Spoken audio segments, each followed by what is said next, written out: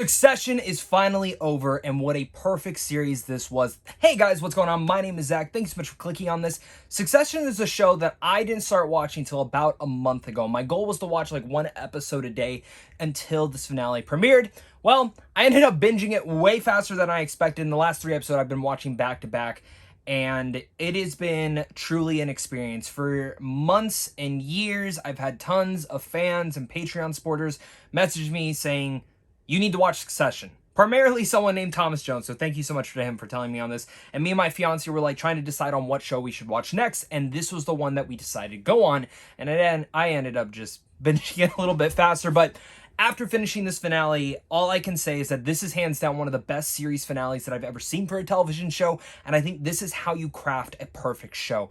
Every single episode gets better than the last.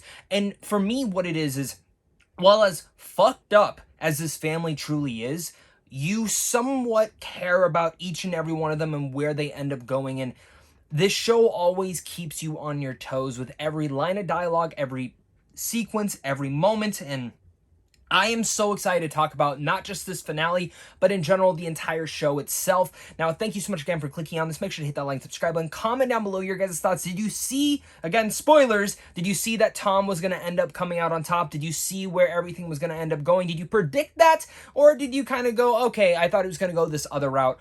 I honestly thought Kendall was going to get it. I genuinely did, but I was wrong, and I really am happy with how this entire show came to a culmination. Specifically, when you watch the entire show so close together, how much of a bookend this finale feels like. I walk away from this ending feeling like I don't need to see anything else from these characters. And that was a worry I went into within this season, primarily because it felt like the season was a little bit rushed at times.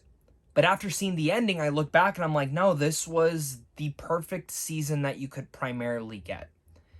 And the reason for that is because, it starts off, and within the third episode, the father dies. And from there, you're like, well, where the hell is this going to go?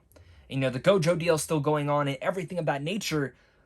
But then when you get to the finale, and you see all the stuff that they were working up until then, and you come to this feeling of understanding where every single one of the characters comes together. And in a way, this ending was intense, climactic, and as well as heavily emotional, specifically with where it leaves each and every one of the characters.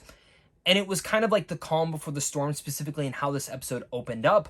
And one of my favorite episodes, and probably one of my favorite sequences in the entire episode, and honestly probably the entire show, is when you actually see the three siblings bonding and like making like some disgusting thing for Kendall to drink, and then them fighting at the board meeting, and the parallels that go into that, the parallels that all added up to that, and the intensity and where it leaves every one of the characters. And weirdly, you feel satisfied by all of that. Even if it's not in the best route that it leaves every character, you feel satisfied by that. So let's go down the road, talk about each of the main characters, talk about where they ended up at. So let's talk about Cousin Greg. Let's get him out of the way. Nicholas Braun pretty much came in and ended up in the exact same spot as he is. Tom's bitch. That's pretty much what he ended up being. And yeah, he wanted to go higher and he screwed his chance, and that's about it. Nicholas Braun was pretty good throughout this entire show. I felt like this fourth season, he didn't have too much to do, but he did have two primarily great moments, which was when he was having to fire a bunch of people, and also at the ending when he did actually stick up and tell Kendall what was going on. I did like that. Brian Cox, Logan Roy, obviously phenomenal throughout this entire show, only in 3 episodes, but one of the most primarily emotional sequences in this episode, the finale, was when you see Logan Roy on that camera and they're kind of doing all the fun stuff. I really dug that overall. Kieran Culkin, Roman Roy. I think Kieran probably gave the best performance this entire season. And I say this as someone who's always really liked Roman. I've always found him to be very entertaining, but when it comes down to players in this, I've always really found it to be Kendall and Shiv's show to run. And really much, I think Roman came into play very much in here, and primarily at the end of season 3, you see a lot of that come in here, and Kieran was absolutely phenomenal in here. The last 3 episodes should absolutely nab him an Emmy award. He should win the Emmy. There's no doubt about it. Matthew McFadden, who is, of course, Tom.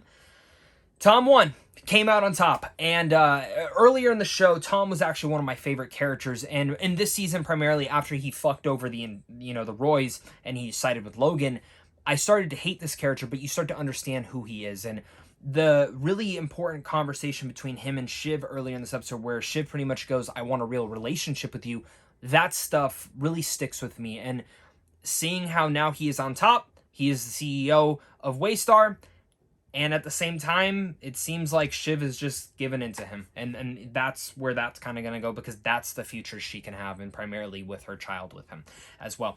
Alan Ruck, Connor Roy. Connor doesn't really have any say in this, but Alan Ruck was fun throughout the entire show. Didn't really give much there. And then we have Sarah Snook, who is Shiv Roy. I think Sarah, again, throughout this entire show, has given one of the best performances that HBO's ever seen. And I think her frustration and what her goals were ended up being not what she wanted.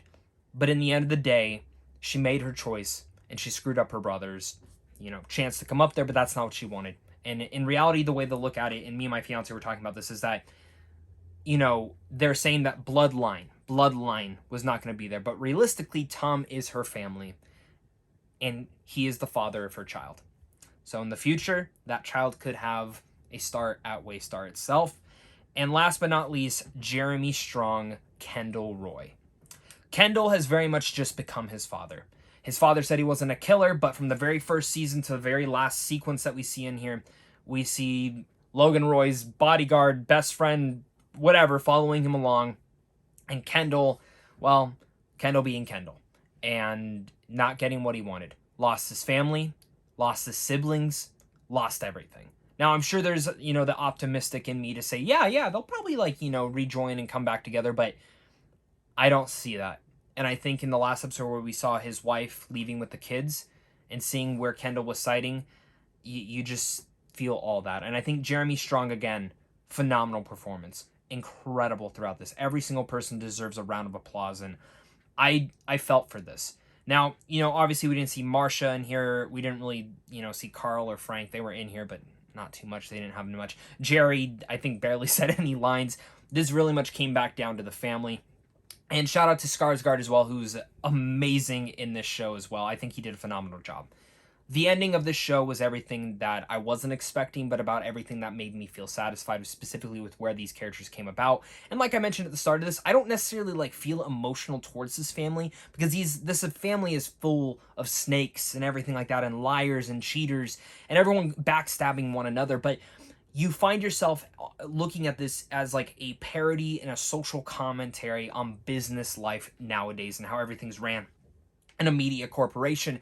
And I found that just in general, Succession was that exact show that I wanted. And while I may have been late to the boat on this, I'm very happy that I watched this finale the second it aired. And I know when I talk about TV, it's very much rambled and justified ideas, but I think that's how TV can be when you're having a discussion with someone back and forth, because there's so many different things that happen throughout the entire show. And overall, I love this. The score was phenomenal. The sequences and the scenes were great. The characters are some of the most well-developed characters, and as well as one of the most smartest scripts I've seen. And just as a shout-out, if you have not watched The Menu, one of the main directors who usually directs a lot of the episodes in here directs that, and I heavily recommend that you go check that out. But shout out to Jesse Armstrong, the creator of this. Succession is absolutely how you write a perfect series, and I don't know.